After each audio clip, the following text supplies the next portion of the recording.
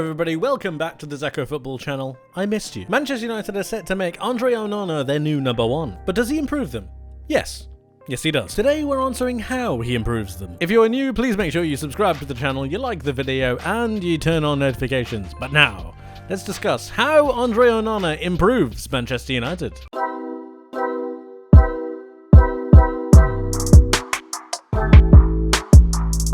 André Onana is the most important signing that Manchester United could make this summer. In fact, I'd go as far as to say he's the most important signing of the Erik ten Hag era.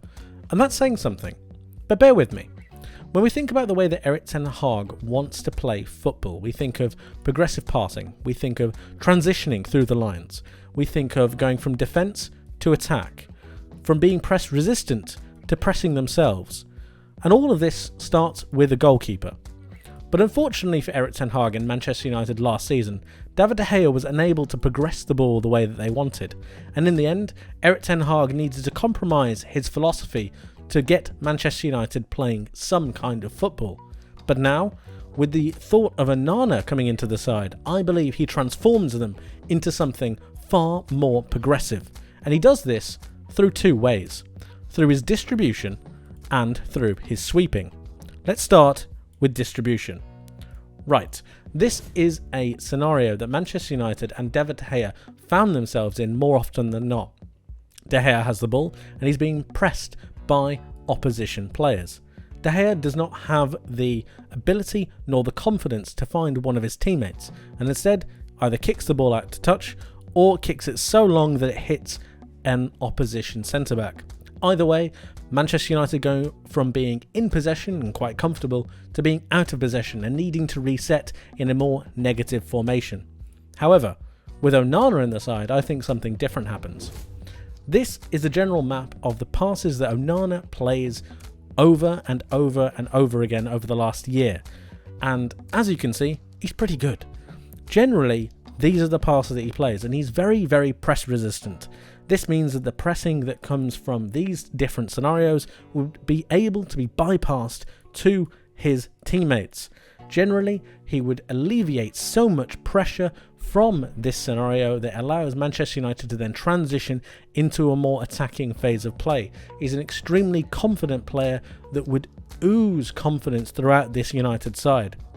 And the passes that he would make that De Gea would not have been able to make are just night and day. And it means that players like the centre-backs could split that little bit more. It means that the full-backs could take up riskier positions further up the pitch because they have the faith that their goalkeeper is going to be able to find them in these more attacking and more dangerous scenarios.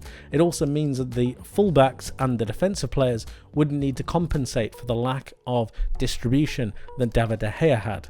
Onana changes the way this team plays from a defensive point of view, and it allows them to get on the front foot more often than not. The overloads that are created due to the pressure being released by Onana is just fantastic and allows Manchester United to be automatically a more attacking outlet. But that's not the only way. It's also his sweeping. This is Manchester United's general out of possession formation. It's the kind of setup that they take when they don't have the ball. And this red zone is the sweeping zone. It's the zone that the goalkeeper is willing to go into to try and assist his back line when they have been bypassed. Now, this is the zone when David de Gea was in goal. This is because the lack of mobility that De Gea had meant that his sweeping zone was extremely limited. And what this meant was that Manchester United naturally as a side were set up far deeper than they ever would want to be for a pressing side. And we know that Erik ten Hag wants his sides to press. But in this more negative and deep lying zone, the forward players had such a large amount of ground to cover that they just couldn't make those pressing actions. And whenever they did, the gap between the forwards and the midfielders was just far too great, which meant the press was useless anyway, even if they did make the run. And generally, the press would fall apart. However, with the amount of space that they would need to cover, it just became unrealistic. But with Onana in goal, I think it looks different. I think it looks like this. This is Onana in this Manchester United side, and this is his sweeping zone. Onana is one of the best sweepers in the world. He's fantastic at it. He's extremely confident and he's brilliant with the ball at his feet. He's willing to come out into this scenario to be able to be either part of the passing zone or part of the sweeping zone whenever Manchester United do not have the ball and transition is coming the other way. Now, mistakes are going to be made, obviously, so Manchester United fans need to bear with this. However, with Onana in the side, I think he transforms the way this Manchester United side is set up from a defensive point of view. Naturally, I believe this entire team moves up at least 15 yards, and he has a profound effect on the way and the setup and the makeup of this Manchester United defensive outlook. Automatically, I think you've got these attacking players much closer to goal with a better ability to press the ball. Automatically, you've got Antony, Rashford, Sancho, or the like, able to press further up the pitch, higher, being supported by the likes of Mason Mount and Bruno Fernandes, and their ability, their energy is so much closer to the opposition goal that I think it automatically just converts Manchester United from being a more defensive outlook to a more offensive outlook. From a side that weren't able to press to a side which has a huge ability to press.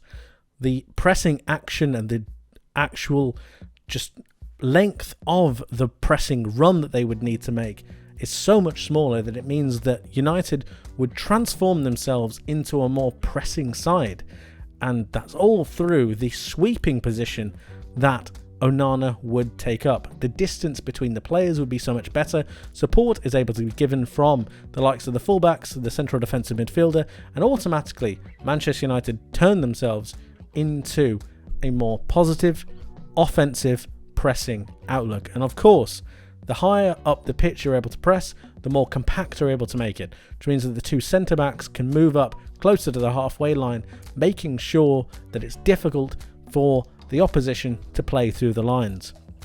And of course, they don't need to worry about it because Onana's sweeping capabilities means that United are safe.